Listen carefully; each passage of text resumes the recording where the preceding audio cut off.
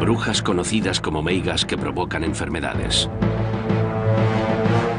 Procesiones de almas que deambulan en la noche. Seres que viven bajo castros y dólmenes. Libros que explican cómo pactar con el diablo. Santuarios donde se dice que los muertos se cruzan con los vivos. Pocas regiones de Europa tienen una mitología tan misteriosa como Galicia. Una tierra donde desde hace siglos se habla de extraños personajes que conviven con los humanos. Seres sobrenaturales que explicaban fenómenos como las tormentas, la riqueza o las enfermedades, y a los que hasta hace poco se consideraba tan reales que nadie en el mundo rural se atrevía a negar su existencia.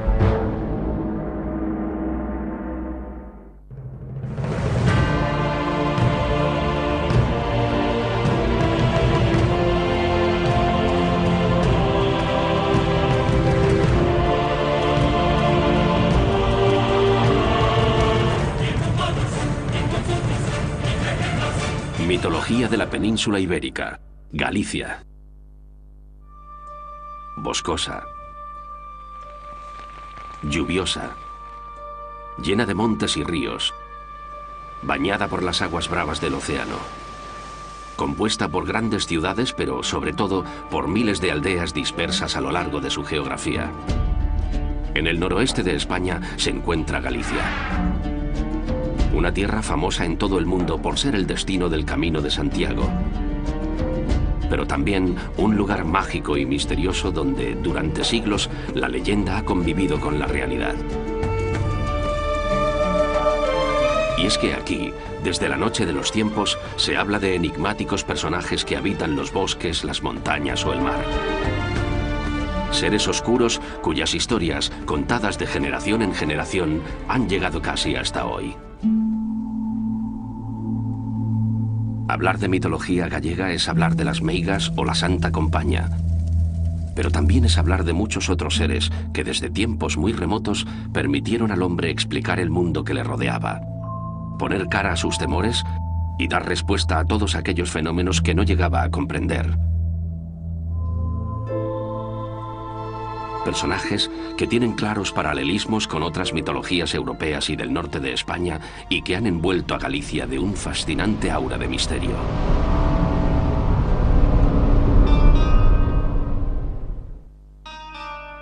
Quizás los personajes más sorprendentes de la mitología gallega tienen que ver con estas construcciones del pasado. Galicia cuenta con múltiples poblados fortificados, conocidos como castros, y con decenas de túmulos megalíticos que en la prehistoria se utilizaban para los enterramientos. Según la tradición mitológica, estos vestigios habrían sido obra de los mouros, unos seres sobrenaturales de gran fuerza a los que se consideran los primeros pobladores de Galicia y que fueron expulsados hace siglos.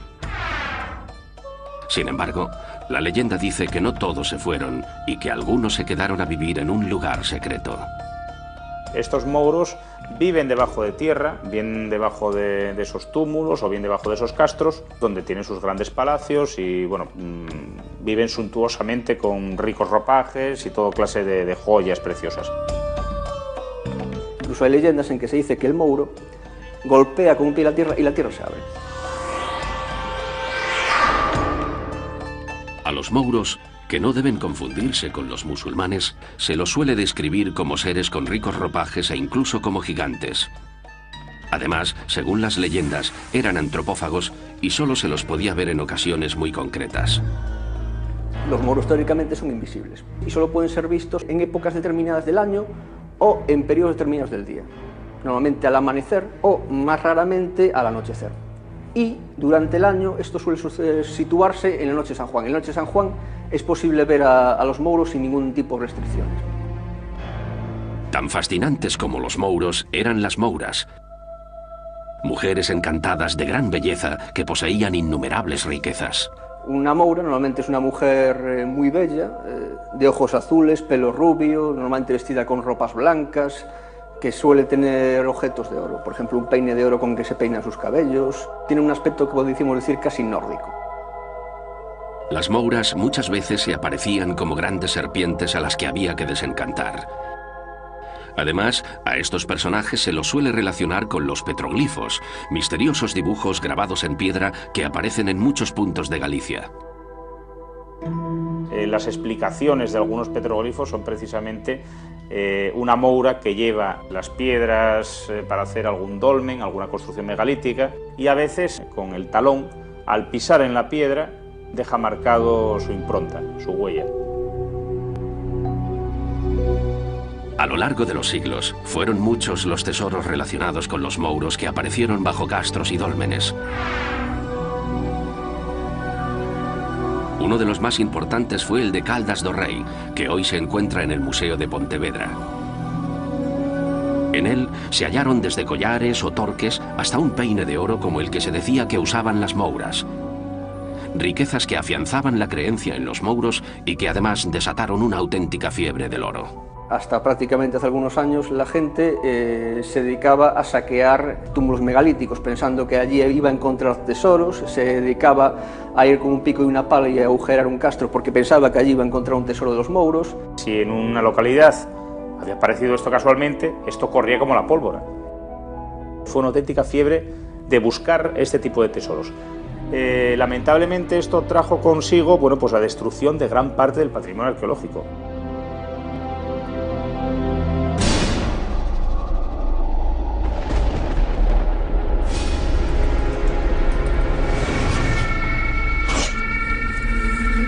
Si los dólmenes, los castros y los petroglifos eran difíciles de interpretar, los cambios meteorológicos poseían un código aún más misterioso. Detrás de ellos se pensaba que estaba un mago demoníaco conocido como el Nubeiro o Nubreiro.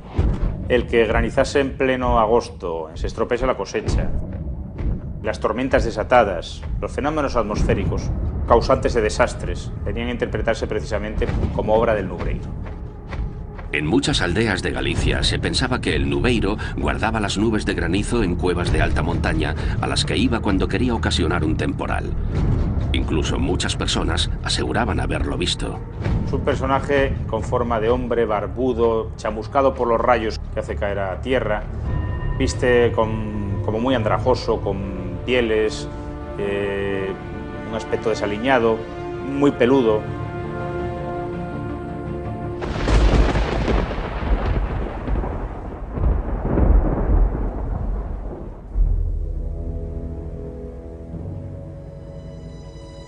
Tan poderosas como el Nubeiro eran las serpes o cóbregas, serpientes gigantes y voladoras que vigilaban tesoros y muchas veces protagonizaban historias aterradoras. Una de las más famosas ocurrió en torno a este misterioso monumento ubicado en Carme, Gondomil. Se trata de la Pedra da Serpe, una cruz alzada sobre una serpiente alada donde, según la tradición, habrían quedado enterradas miles de serpes en el pasado. En este caso es San Adrián, que libra a la zona de Carme, en concreto y a Gondomil, de una plaga de serpientes. Obliga a todas las serpientes a meterse debajo de una gran piedra de granito, una gran losa, y la mayor de todas ellas intenta esconderse, pero él la petrifica por un milagro, ¿no? Entonces la gente hizo una cruz encima para asentar todavía más el poder del cristianismo sobre el paganismo. Otra fascinante historia con una serpiente gigante como protagonista ocurrió en la isla de Creva, en la provincia de La Coruña.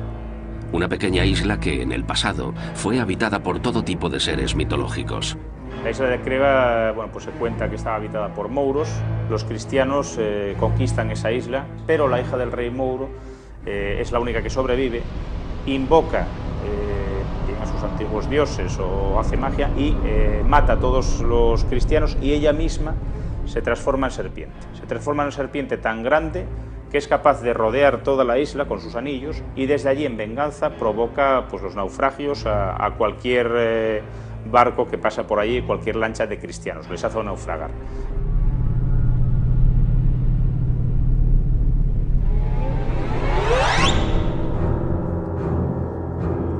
Según la mitología, en los bosques gallegos también habitaban peligrosos personajes. Uno de los más temidos era el Oyáparo, un gigante de un único ojo que se alimentaba de carne humana.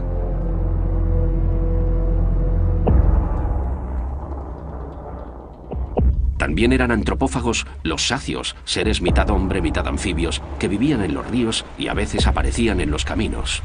Se dice que los sacios, cuando las muchachas volvían de la fiesta, los sacios se aparecían e intentaban seducirlas de alguna manera. Claro, había un rasgo que denotaba que no eran humanos. Y es que si tú te fijabas, podías encontrar por detrás que tenían rabo de lagarto.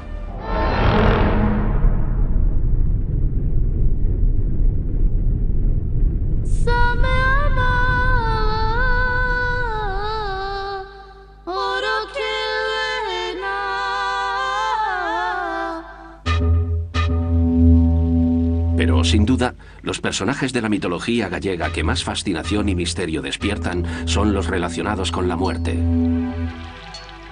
En Galicia, todavía hoy, está muy extendida la creencia en la Santa Compaña, una procesión de almas en pena que recorre los caminos a partir de las 12 de la noche y cuya visión tiene un significado aterrador.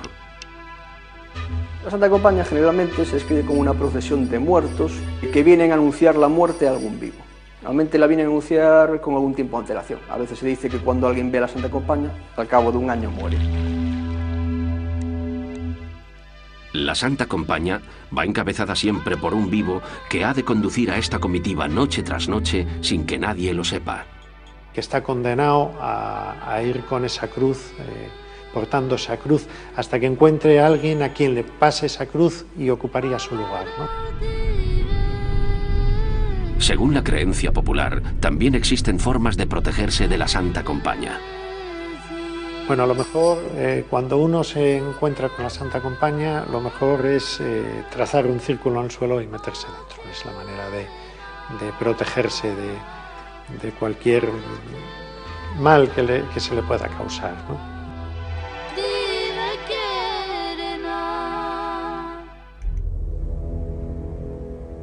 Si la creencia en la Santa Compaña está muy extendida en Galicia, también lo está la historia que rodea a San Andrés de Teixido. Un santuario de peregrinación ubicado en una de las zonas más occidentales de Galicia, donde se dice que peregrinan de muertos todos aquellos que no fueron en vida. Se dice que a San Andrés de Teixido vei morto el que non vei de vivo, es decir, vas muerto, si es que no hiciste esa promesa en vida, siempre o casi siempre en forma de animal arrastrándose, es decir, en forma de reptil, en forma de lagarto, de serpiente. Se dice que tú cuando vas peregrinando a San Andrés tienes que tener mucho cuidado de pisar cualquier animal que hay. No pises ningún lagarto, serpiente o animal pequeño que haya por el suelo, porque seguramente es el ánima de un muerto que va cumpliendo esa promesa.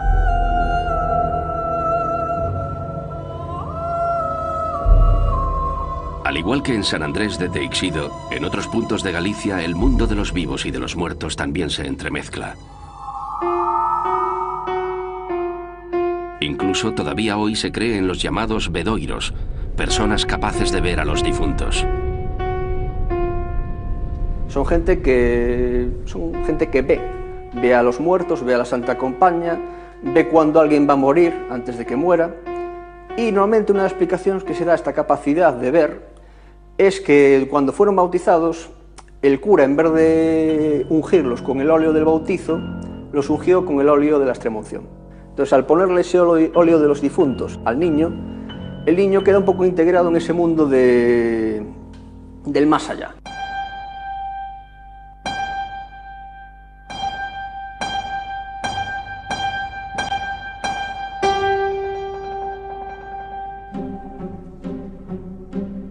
El interior de los hogares tampoco se libraba de la acción de los seres mitológicos. Hasta hace poco era frecuente la creencia en el tardo, un duende siniestro que se subía sobre las personas dormidas, provocando las pesadillas. Pero sin duda, el duende más célebre de la mitología gallega es el trasno, un enano con un agujero en la mano que se dedicaba a gastar bromas muy pesadas. Provoca un poco alteraciones de la vida cotidiana. Lo típico y tópico es que el trasno por la noche, cuando la familia está plácidamente dormida, empiece a mover objetos de la casa, empieza a tirar platos, empieza a hacer ruidos, y normalmente la familia, cuando va a mirar qué produce esos ruidos, no encuentra nada. El trasno podía llevar a la desesperación a toda una familia. Pues muchas veces las familias se rinden y terminan cambiándose de casa, pero ¿qué pasa? Que cuando se cambian de casa, cuando llevan en el carro todos sus enseres, el trasno se monta en la parte de atrás del carro y se va con ellos. Entonces de repente el trasno, un toque bastante gracioso, dice: todos estamos de casa mudados, todos estamos mudándonos de casa.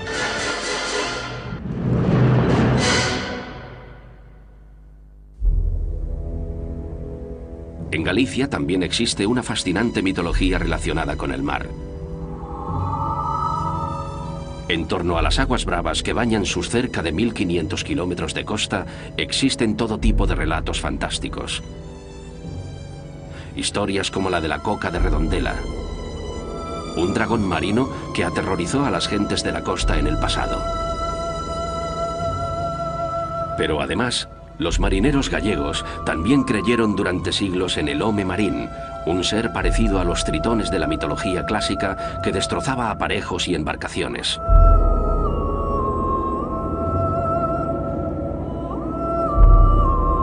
Y por supuesto, las gentes del mar también creían en las sirenas o mujeres mariñas, personajes mitad humana, mitad pez, cuyos cánticos eran célebres entre marineros. Hay determinados casos en que se dice que las mujeres mariñas son las que provocan las tormentas, o rompen las redes de los marineros, o provocan que los marineros se ahoguen.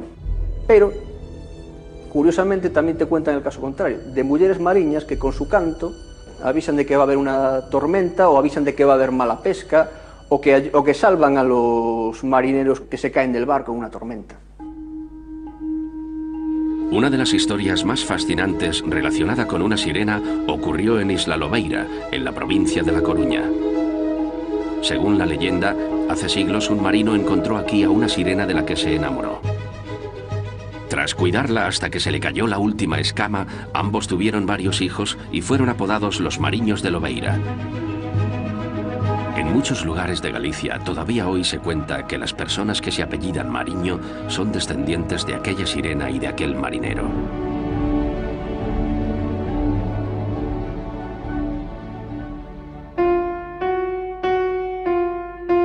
Pero si las sirenas o las mouras eran seres míticos, totalmente reales eran los personajes femeninos más célebres de la mitología gallega, las meigas.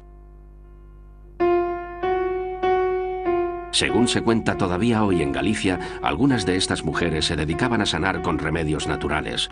Sin embargo, otras muchas se entregaban en cuerpo y alma a causar el mal más absoluto. Es una persona normal de las aldeas, pero que por envidia o por mala persona provoca la enfermedad a la gente. ¿Cómo puede provocarlo? Pues de bastantes formas. Una de ellas es echar el mal ojo, el mal de ojo. Pero otro también puede hacer una serie de acciones, de conjuros que provocan el mal. Un caso muy típico es una mujer que, por ejemplo, está con una vaca en el prado y pasa una vecina. Una vecina que a veces tiene esa fama de tener poderes sobrenaturales o de meiga, y ella nota que la mira de manera rara. No le da mayor importancia, y cuando después vuelve a casa e intenta mugir la vaca, nada más coger la ubre, no sale un chorro de leche, sale un chorro de sangre. La mujer interpreta que esta meiga le ha echado mal de ojo a la vaca, por eso la vaca ha enfermado. En Galicia se cuentan miles de oscuras leyendas relacionadas con las meigas. Una de las más siniestras tiene que ver con la playa de Rodeira en Cangas de Morrazo. Según la tradición, en esta playa, también conocida como de Areas Gordas, las brujas ponían en práctica uno de sus rituales más perversos. Las meigas se concentraban allí para coger esas areas gordas para provocar el daño, el mal, la enfermedad e incluso la muerte de aquellas personas que querían mal. Ellas iban allí, cogían un puñado de esas arenas y lo metían en una bolsa de tela o de trapo. Lo cerraban, cogían y lo ponían encima de la chimenea, esa bolsa con esas arenas. Según se iban consumiendo, secando y consumiendo, compactándose esas arenas recién cogidas, se iba secando, por decirlo de alguna forma, y consumiendo la vida de esa persona que se quería dañar, llegando incluso a provocar la muerte. Para protegerse de las meigas existen amuletos como el ajo, el cuerno de escarabajo o diversos motivos religiosos. Amuletos que, en algunos sitios, todavía hoy se siguen utilizando y no por casualidad. El fenómeno de las meigas es un fenómeno muy agregado en todo lo que es el medio rural y en todas las aldeas de Galicia.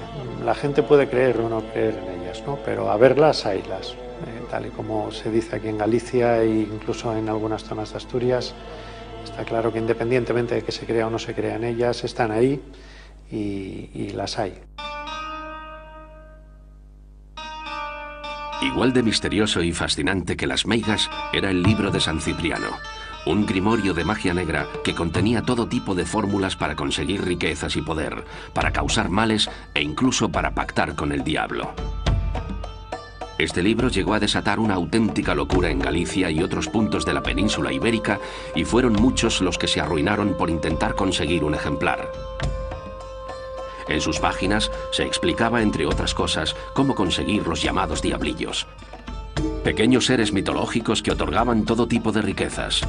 Pueden tener dos aspectos. Uno, el de un limaco, el de una babosa negra, o de lagarto pequeño, también negro, también oscuro. Pueden abrir cerraduras, robar en las casas, en fin, hacer todo tipo de maldades siempre en beneficio de esa persona. Pueden incluso conseguir la mujer más hermosa del pueblo para quien trabaja.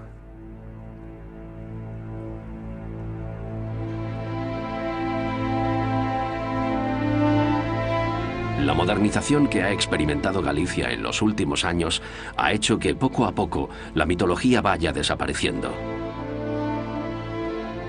Ya pocos abuelos narran a sus nietos las historias de mouros, sirenas o trasnos que a ellos les contaron de niños. Al romperse esa cadena de transmisión, al tener un poco vergüenza, de cierta forma, de contar lo que ellos piensan que no tiene importancia a sus hijos o a sus nietos, se está un poco diluyendo. Prácticamente podemos decir que la tradición oral está muriendo cada vez que muere un viejo en una aldea.